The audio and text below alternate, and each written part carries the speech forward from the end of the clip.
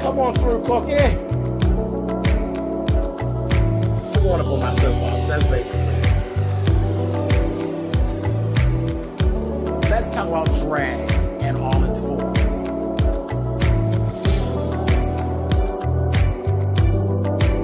What, Cookie?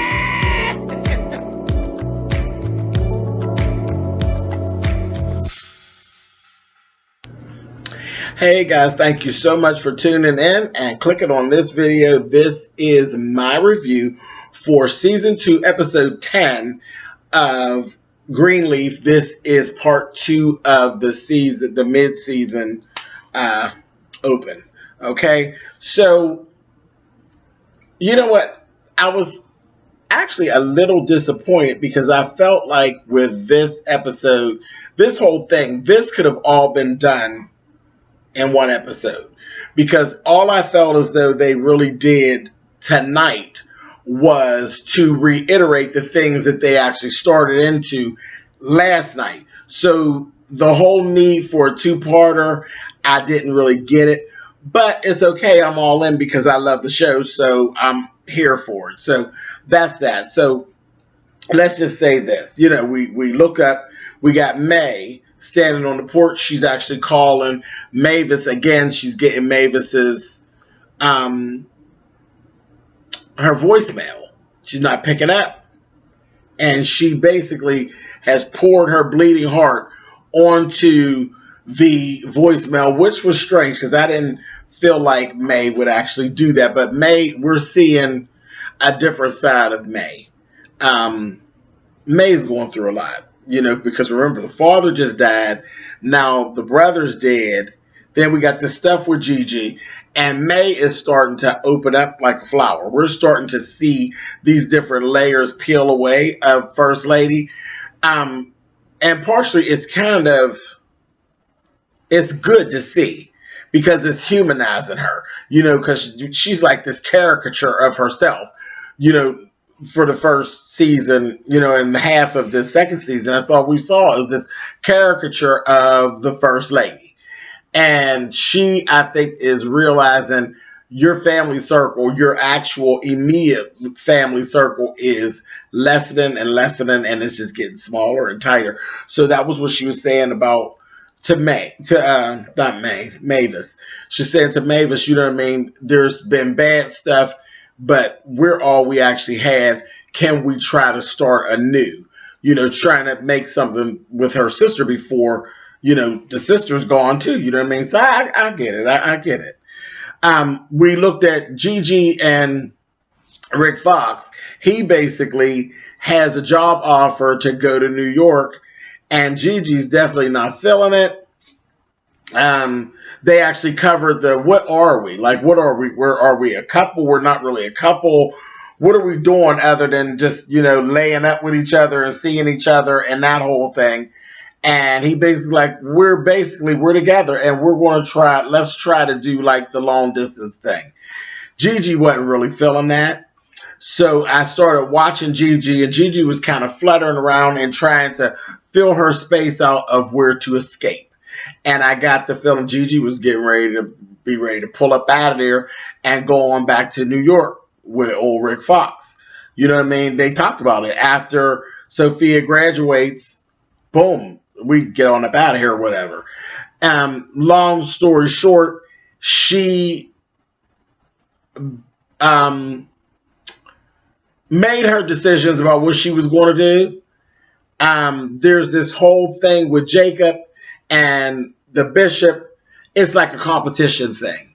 And they went over to the house and they sat with Jacob and Carissa, and they're going back and forth, and they kind of put it down like Jacob's being selfish, you know, by even going back and forth with the bishop, and the fact that it's right across the street. It's like a struggle situation, and I'm like, this is crazy because it doesn't have to be that, you know what I mean? But Jacob is set that he has his word from the Lord, and his word from the Lord says to do things the way that was done in the old days outside of the temple, where Jesus, because that's what Jesus did. He didn't have a big lavish church.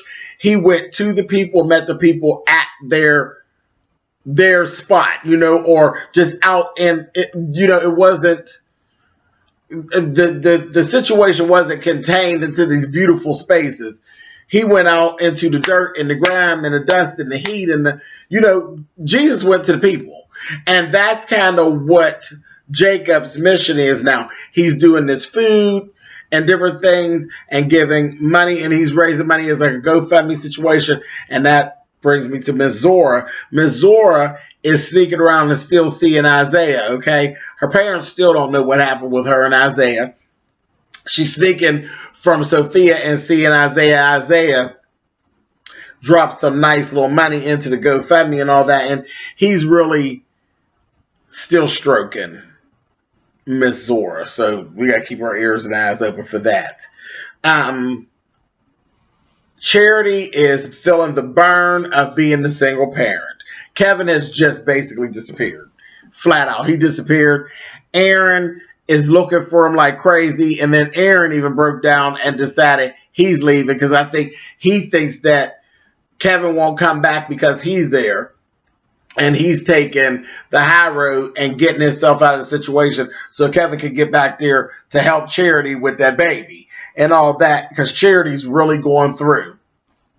When they had the little dinner over at Jacob and them's house, Jacob and Carissa's house, she basically came out for the first time and said, we broke up because Kevin is gay. And everybody's like, what? Girl, what are you talking about? That whole thing. So that's all out in the open now. Carissa was really being a bitch. But that's just Carissa. She's being Carissa. Jumping all over Gigi because Gigi told Jacob, why don't you take my job at Calvary?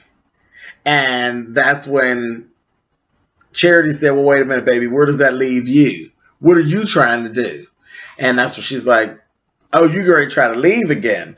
No, baby. That's not what's getting ready to go on. Jacob's like, I ain't coming back over there. Period.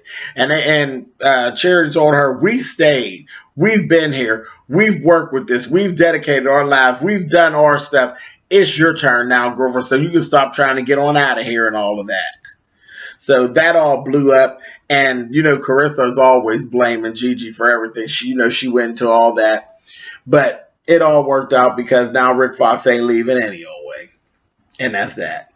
And, they basically ended up going, everybody showed up at the little visual that they had to throw Mac's ashes into the water, into the lake.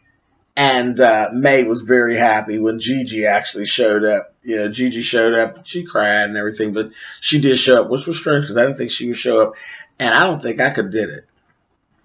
I could have I killed the man and then I had to show up and at his memorial? Nah, I don't think I'd have did it, but whatever. But they were all there as a family. The full family was there, so that was good. One last thing. We gonna have a problem with this Miss Cross, which is being played by LaToya Luckett. Baby, she made this large donation to the church. And she not interested in being a member of the church. She not interested in visiting the church. She interested in lap dancing on the pastor. So Bishop, you in danger, boy. And May is already sensing something. So that's going to be a mess. So we got to watch out for that. But like I said, this episode, it wasn't bad. But it wasn't much to it.